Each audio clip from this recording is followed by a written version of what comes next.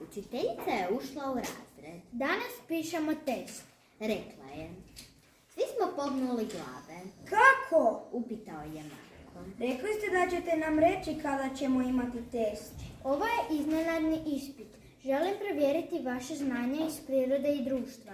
Učiteljica je sjela i stavila naočale na oči. Odjednom mi je bila nekako drugačija. Kao da je poružnjala. Zar je to moguće? Volim svoju učiteljicu i obično mi je lijepa, baš nekako slatka.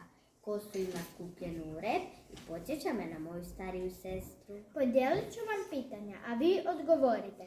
Svaki red će dobiti drugčija pitanja. Nema prepisivanja. Pogledala sam Janicu, a nju kao da je netko polio vodom. Uopće nisam učila. Rekla je. Ni ja, odgovorila sam. Pripremite papir. Rekla je učiteljica. U gornjem lijevom kutu napišite ime i prezime. Uzdahnula je Janica.